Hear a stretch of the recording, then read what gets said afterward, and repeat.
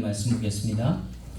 오늘 우리가 허락하실 하나님 말씀은 신약 성경 누가복음 10장 38절에서 42절 말씀입니다. 신약 성경 111페이지 누가복음 10장 38절에서 42절 말씀입니다. 저와 여러분이 한 절씩 교독해 올리겠습니다. 그들이 길갈교에 예수께서 한 마을에 들어가시매 마르다라 이름하는 한 여자가 자기 집으로 영접하더라. 그에게 마리아라 하는 동생이 있어 주의 발치에 앉아 그의 말씀을 듣더니 마르다는 준비하는 일이 많아 마음이 분주한지라 예수께 나아가 이르되 주여 내 동생이 나 혼자 일하게 두는 것을 생각하지 아니하시나이까 그를 명하사 나를 도와주라 하소서. 주께서 대답하여 이르시되 마르다야 마르다야 내가 많은 일로 염려하고 근심하나 함께 읽겠습니다. 몇 가지만 하든지 혹은 한 가지만이라도 족하니라. 마리아는 이 좋은 편을 택하였으니 빼앗기지 아니하리라 하시니라. 아멘. 잠시 기도하고 말씀 전하겠습니다.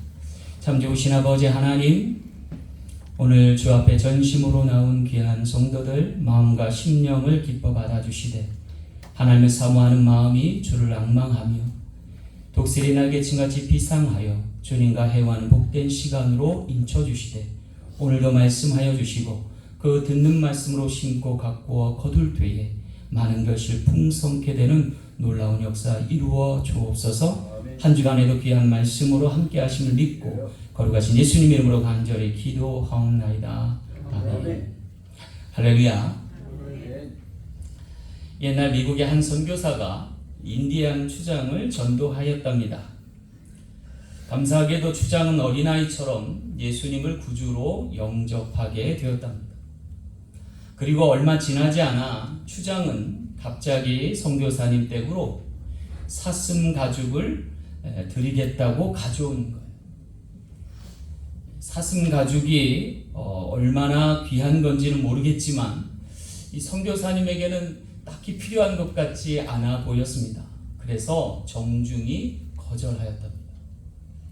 그러자 추장은 또 얼마 후 이번에는 아주 멋진 백마를 한 마리 끌고 찾아왔더라는 거예요.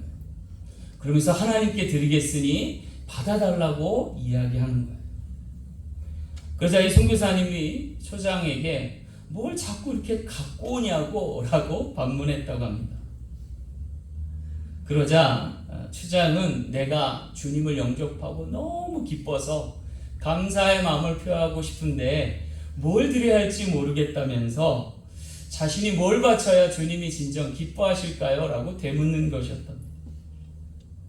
그러자 선교사님이 딱히 떠오르는 것이 없어서 고개를 갸우뚱하며 글쎄요 라고 답해주자 그 추장이 아주 난감한 표색으로 이 선교사님에게 이야기하기를 이제 바칠 만한 것이 있다면 남은 것은 제 생명밖에 없는데 그거라도 원하실까요? 라고 반문했다는 거예요. 그제서야 선교사님은 하나님께서 이 추장님에게 뭘 원하는지를 간파하게 되었답니다. 그래서 그때 선교사님 아지 못하는 말씀처럼 예, 바로 그 마음입니다 라고 답해 주었답니다. 사랑하는 성도 여러분, 주님께서 진정 오늘 우리에게 원하시는 것이 있다면 그것은 무엇일까요? 아마도 우리의 마음 전심이 아닐까요? 그렇다면 주님은 왜 우리의 전심을 또 믿는 이들에게 그 전심, 온전한 마음을 원하시는 걸까요? 이은즉슨 하나님께서 우리에 대한 사랑과 우리를 향한 마음도 그와 같기 때문입니다. 요한복음 3장 16절 말씀처럼 하나님이 세상을 이처럼 사랑하사 독생자를 주셨으니 이는 그를 믿는 자마다 멸망치 않고 영생을 얻게 하려 하심이라. 하나님은 자신보다 더 소중한 독생자 아들 예수를 우리를 위해 내어주셨기에 오늘 우리에게도 온전한 마음, 전심을 바라시는 것이 아닐까요? 오늘 본문 말씀에서도 여러 가지로 분주했던 마르다에게 주님이 요구하셨던 바는 오직 한 가지만이라도 족한 마음이었다는 거예요. 그렇다면 그러한 마음, 전심은 어떻게 얻을 수 있을까요?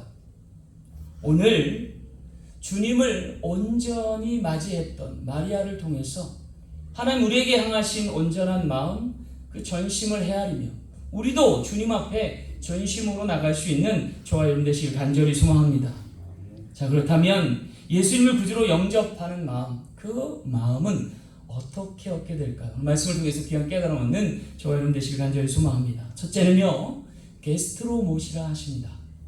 오늘 38절 말씀 함께 보겠습니다.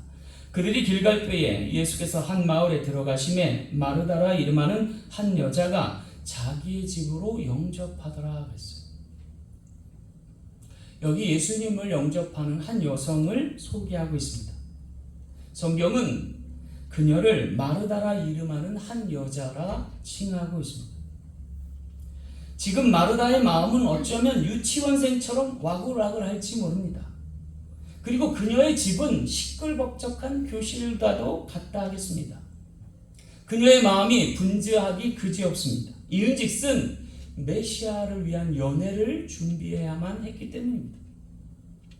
무엇부터 해야 할까? 무엇보다 먼저 자신이 가장 선호하고 자랑할 만한 메뉴를 선정코자 했습니다.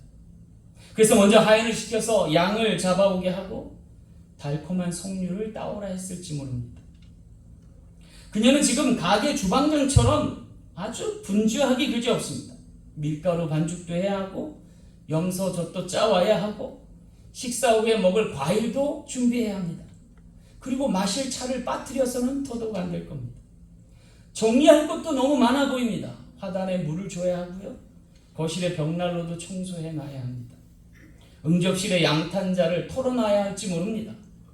또 장식장 위에 쓸데없는 물건들은 없는지, 벽에 그린 그림들의 위치는 반듯한지 다 점검하고자 합니다.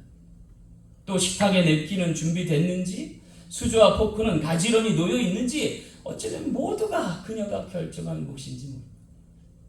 또 그녀는 궁금한 것도 많습니다. 후식은 뭘 내놔야 좋아할까? 신선한 과일과 염소 치즈는 어떨까? 혹시나 예수님과 제자리에 하룻밤은 묵고 가지는 않을까?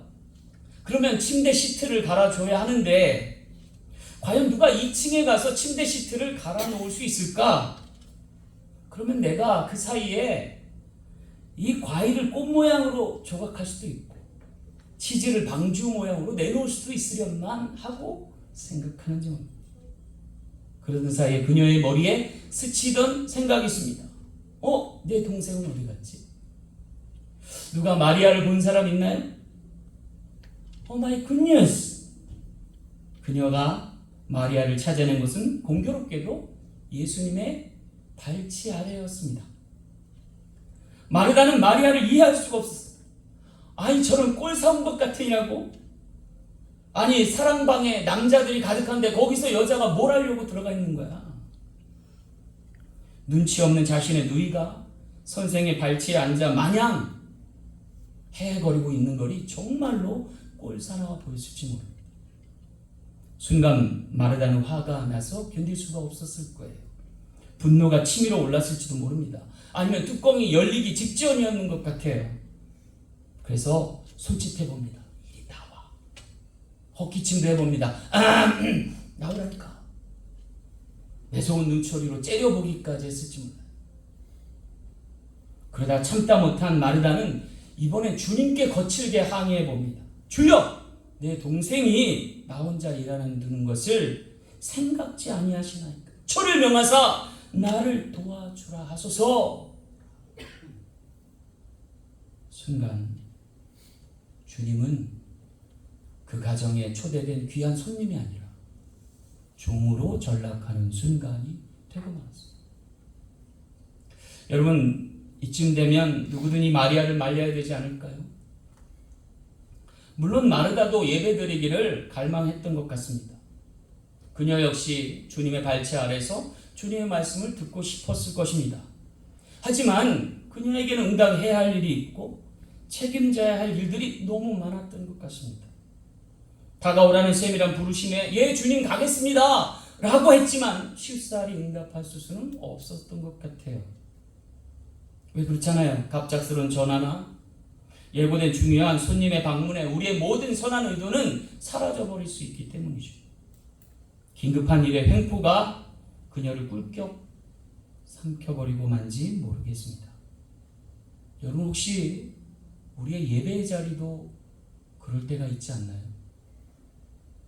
긴급하고 촉박한 일들이 오늘 우리 하여금 예배의 자리를 잃어버리게 하고, 오늘 우리에게 가득 찬 근심과 염려가 주님의 말씀을 뒷전으로 듣게 하지는 않냐. 내 마음의 중심에 주님을 모셔야 하는데 자꾸 딴 마음이 들고 딴 생각이 들어 주님께 집중하지 못하, 포커스를 가져가지 못할 때가 혹 있지 않나요? 그렇다면 오늘 우리는 경계해야 할지 모릅니다. 주를 향한 열심은 있으나 주를 향한 온전한 마음이 결여될 수 있어서.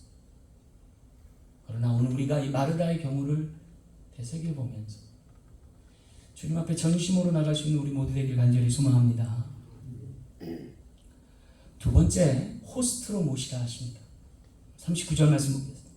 그에게 마리아라는 동생이 있어 주의 발치에 앉아 그의 말씀을 듣더니 그랬어요. 여기 헌신으로 분주했던 마르다와는 달리 한가롭게 주의 발치에 앉아 말씀 듣던 마리아를 소개하고 있어요. 그런데 주목할 것은요, 그녀의 위치입니다. 그녀가 앉은 위치, 그것은 공교롭게도 주님의 발치 아래였습니다. 여러분 이것이 뭘 의미할까요? 여러분 나쁘게 말하면요, 사가지가 없는 형국이에요. 하지만 긍정적으로 보면 그녀는 어느새 예배자의 태도와 자세를 견지하고 있었다. 그리고 주님은 그녀를 오히려 칭찬하기에 마지 않았습니다. 왜일까요? 적어도 그녀만큼은 주님을 주인으로 모시고 있었기 때문에, 손님이 아니라 주님으로 여기고 그의 발 아래 무릎을 꿇고 주님이 뭘 말씀하시는지 기대하고 기다리면서 그렇게 앙망했던 것이죠. 여러분 오늘 우리도 주님을 그와 같은 우리 삶의 주인으로 모시고 계십니까? 그분의 발 아래서 그분의 말씀이 떨어지기를 고대하고 있습니까? 우리의 현재 위치와 자세가 마리아와 일치하고 있습니까? 감사하게도 마리아는 주님의 발 아래 말씀 듣는 자리에 머물렀다는 겁니다. 그러고 보면 동생 마리아에겐 분명 예수님의 방문이 범상치 않고 예기치 않은 것이었나 봅니다.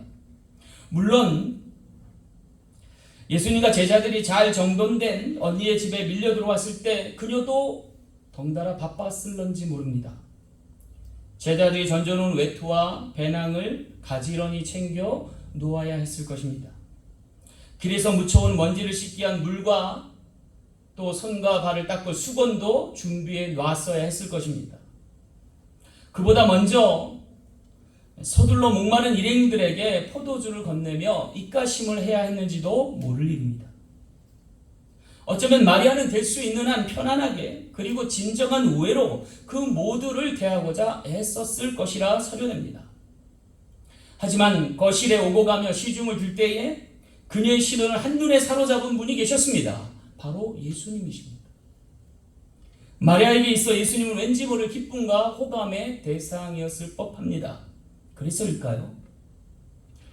그녀는 그분의 말씀이 떨어지는 곳으로 자신도 모르게 다가가는 자신을 발견했을지 모릅니다. 그분의 말씀에는 활력이 넘쳤고 사람을 끌어당기는 힘과 강한 생명력이 충만했던 것을 느끼게 되었습니다. 그리고 자신도 모르게 빈 주전자를 거실 한쪽에 내려놓은 채 아예 주님 앞에 자리를 잡고 앉아버리고 만 것입니다. 그녀는 어느새 자신도 모르게 슬금슬금 예수님께로 가까이 가는 자신을 잃어버릴 만큼 혼쭐을 놔버렸던 거죠. 마리아는 어쩌면 해야 할 일이 산더미 같은 것을 망각했는지 모릅니다. 그리고 그분께 더 가까이 가는 것 말고는 아무것도 생각할 수 없었을지 모릅니다. 그처럼 마리아는 주위의 움직임에 개의치 않게 됐습니다.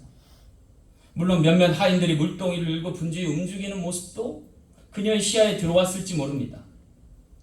또 식탁을 차려야만 하는 것도 잊어버린지도 모르겠습니다. 아니 어쩌면 오해 따위는 중요하지 않았던 모양입니다. 제자들의 이상한 시선도 언니의 얄궂은 사인도 그녀에게는 들어오지 않았던 것 같습니다. 어느새 마리아에게는 오직 그분과 그분의 말씀만이 중요하게 된 거죠. 결국 마리아는 예수님의 발 앞에 무릎을 꿇고 말았습니다. 그리고 그녀는 그분의 말씀을 통해 자신의 가란 심령이 다시금 하나둘씩 은혜로 차오르는 것을 느끼게 되었던 것 같습니다. 이제 마리아는 섬기는 일은 뒤로 하고 아예 말씀 듣는 쪽을 택하고 말았습니다. 그녀는 전통을 무시하고 사회 예절을 깨트리면서까지 그분에게 집중하고 온전한 마음을 쏟아놓아 말씀에 몰입했던 것입니다. 그 순간 예수님은 그녀의 진정한 호스트, 주인이 되어 버리신 것입니다. 사랑하는 성도 여러분, 오늘 우리 가운데도 그와 같은 은혜 임하길 간절히 소망합니다. 이 시간 모든 근심과 염려를 버리고 내려놓고 주님의 말씀을 청종하여서 그 말씀으로 살 수 있는 우리 모두가 되길 간절히 소망합니다. 그러면 저와 여러분의 삶에도 주님은 한 주간 주인이 되어 주실 것이고 우리의 남은 생애와 우리에게 약속된 영생의 시간을 충만함으로 채워주실 줄 믿습니다. 마지막으로 로드, 주님으로 모시라 하십니다. 오늘 42절 말씀 보겠습니다. 몇 가지만 하든지 혹은 한 가지만이라도 족하니라. 마리아는 이 좋은 편을 택하였으니 빼앗기지 아니하리라 하시니라 그랬어요. 여기 주님은요, 마르다에게 한 가지만이라도 족하니라고 말씀해 주십니다. 이 주님의 말씀은 비단 마르다에게만 국한된 것은 아닐 것입니다. 어쩌면 그 자리에 있었던 다른 주님을 따랐던 제자들에게도 동일한 메시지가 된 것 같습니다. 그리고 오늘을 살아가는 우리에게도 여전히 중요한 말씀이 아닐까라는 생각을 해봅니다. 여기 한 가지만이라도 족하다는 주님의 말씀이 뭘 의미하고 어떻게 행동하라는 것일까요? 그것은 아마도 우리로 하여금 주인과 주님의 차이를 깨달으라는 요지가 아닐까 싶습니다. 여러분, 주인과 주님의 차이가 뭘까요? 주인은 어쩌면 어느 한 것, 특정한 사람들에게 국한된 호칭일 거예요. 하지만 여기 주님은 어느 곳이든 누구에게든 불려져야 할 주님의 성호임을 나타내는 거죠. 그렇다면 이 주인이 주님으로 바뀌는 계기는 무엇일까요? 그것은 어쩌면 제자들의 변화를 통해서 알 수 있을지 모르겠습니다. 예컨대 지금 제자들도 지금까지 마르다와 똑같은 성취와 성과의 덫에 걸려 있었는지 모릅니다. 끊임없이 서열을 따져가며 영광 중에 받을 자리 다툼에 여념이 없었을지 모릅니다. 상석은 어디고 요석은 또 어디인지, 장차 받을 면류관은 어떤 것인지 궁금해하면서 말입니다. 하나님 나라를 위해 무언가 대단한 일을 함으로써 그분의 사랑을 증명해야 될 것만 같은 강압감에 시달렸는지도, 위대한 사역들과 훌륭한 과제들을 수행하기 위해서 어쩔 수 없이 우선순위를 정하고 자신을 다구쳐야 했는지도 모를 일입니다.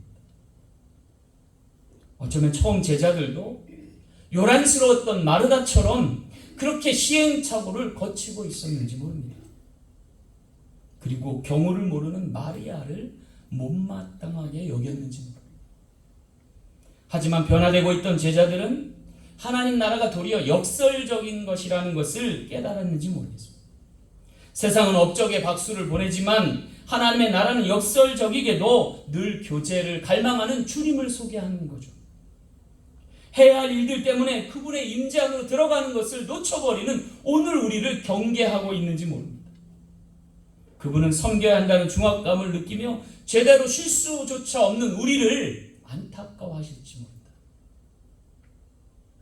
세상은 우리에게 소리칩니다. 좀 더 해. 열심을 내. 넌 할 수 있어. 넌 할 수 있어. 라고 말합니다. 그러나 우리는 그 말씀을 너는 그것을 이룰 수 있어! 라고 다그칠지 못. 그런데 주님께서는 오히려 잠잠히 있어봐. 가만히 좀 있어봐. 내가 너의 주님이잖아. 내가 하는 것을 봐. 그리고 너는 증인이 되려 해야 해.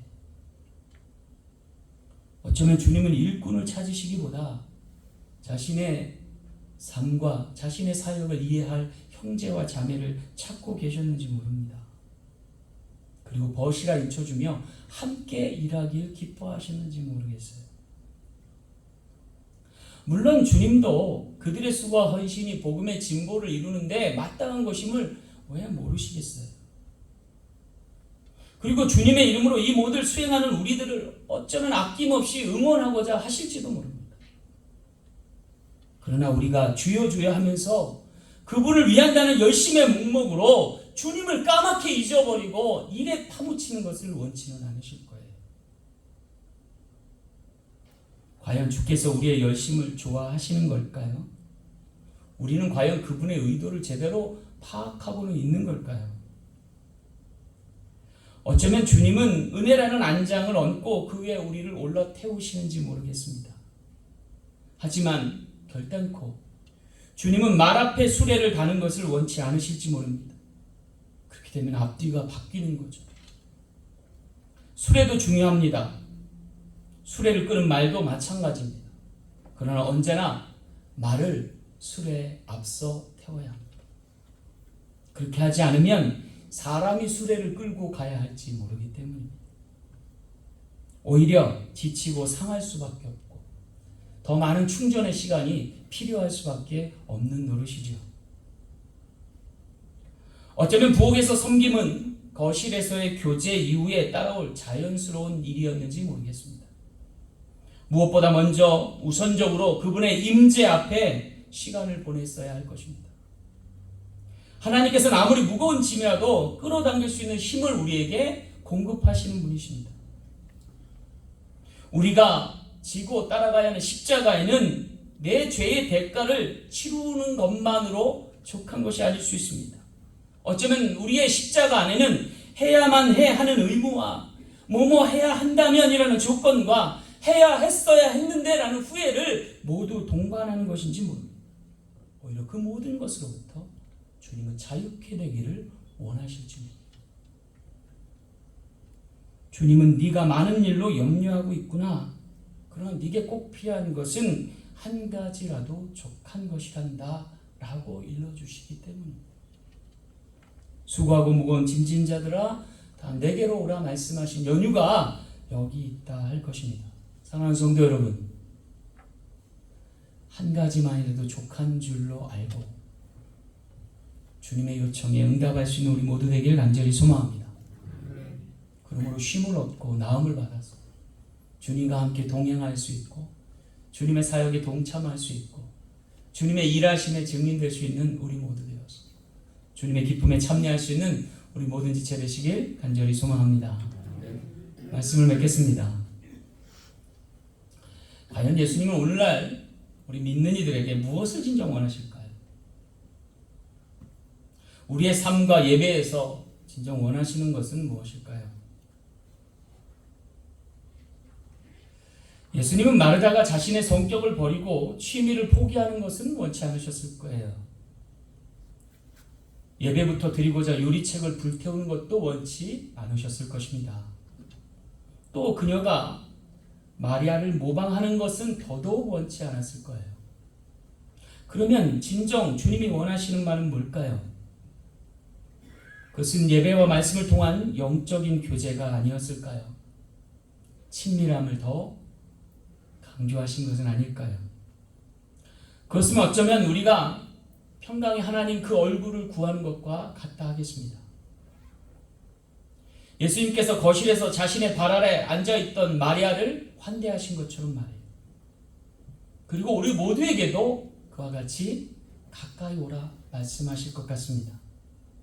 분주케하는 우리의 일상의 압박을 초월한 주님과의 만남이 이루어지길 간절히 소망합니다. 그리고 그분의 초대에 응할 때 우리가 가지고 있던 모든 갈망, 해결의 열쇠로 돌아올 줄 믿습니다. 어쩌면 주님은 마르다의 세상에 사는 우리에게 마리아와 같은 마음 가질 것을 권면하고 계신지 모르겠습니다. 그래서일까요? 주님은 언제나 서두르는 법이 없으셨습니다. 그분은 자신이 누구고 어디로 갈지 아셨기에 세상의 요구나 절박한 필요에 붙들리지 않으셨습니다. 물론 그분은 세상의 요구나 절박한 필요가 없었다고는 할 수 없을 거예요. 하지만 오직 아버지께서 하라는 것에 집중하셨던 것입니다. 그래서일까요? 주님은 수많은 기적과 놀라운 표적을 나타내시면서도 계속해서 기도와 묵상의 시간을 잃지 않으셨습니다. 하나님과의 교제의 끈을, 하나님과의 친밀한 시간을 결단코 빼앗기거나 내려놓지 않으셨던 것입니다. 그로 인하여 쓸데없는 행동 하나 없이, 땅에 떨어지는 말씀 하나 없이 하나님과 아름다운 조화를 이루어내신 것입니다. 오늘 주의 날 우리도 주님과 함께 그 여유를 갖고 주를 향한 열심을 넘은 전심으로 주님과 함께 승리하는 인생을 살아드릴 수 있는 저와 여러분 되시기 간절히 소망합니다. 그로 인해 삶이 예배될 수 있고 예배가 하나님을 경외하는 놀라운 찬미가 될 수 있는 우리 귀한 지체 되시길 간절히 소망합니다. 옛말에 10길 물속은 알아도 한 길 사람 속은 모른다 하였습니다. 근데 여러분, 저는 하나님의 사람이 언제 행복한지는 알게 하신 것 같습니다. 여러분 언제 행복하십니까? 제가 아는 바에 의하면 진정 감사할 때가 아닐까 싶습니다. 진정 감사할 수 있으면 그는 만족한 인생일 것이고 우리 삶에 만족이 있으면 행복한 사람이기 때문에 그렇습니다. 저는 개인적으로 감사할 줄 모르는 사람이 행복해하는 것을 한 번도 본 적이 없습니다. 감사가 있는 곳에 행복이 있고 행복이 있는 곳에 감사가 따르기 때문에 그렇습니다. 오늘 이 한 시간 주님 한 분만으로 만족할 수 있고 그분이 주신 은혜에 감사할 수 있으며 그로 인해 행복한 삶을 영위할 수 있는 우리 모든 지체 되시길 간절히 소망합니다. 기도하겠습니다. 참 좋으신 아버지 하나님, 한 가지라도 족한 인생이 되게 하시고 그 감사로 인하여 행복의 문을 열고 주님과 함께 친밀한 시간을 나누며 하나님을 향하여 예배하는 삶으로 봉헌하는 우리 모든 지체 되어서 하나님 기뻐 받으시고 하나님 영화롭게 할 수 있는 우리 모든 지체가 되게 하여 주옵소서. 오늘도 함께 하시며 한 주도 지키시고 이끄시며 승리케 하심을 믿고 걸어가신 예수님 이름으로 간절히 축복하며 기도하옵나이다. 아멘. 말씀을 기억하면서 찬송가 331장 찬양으로 준비하신 이만 한 대봉을 올리겠습니다.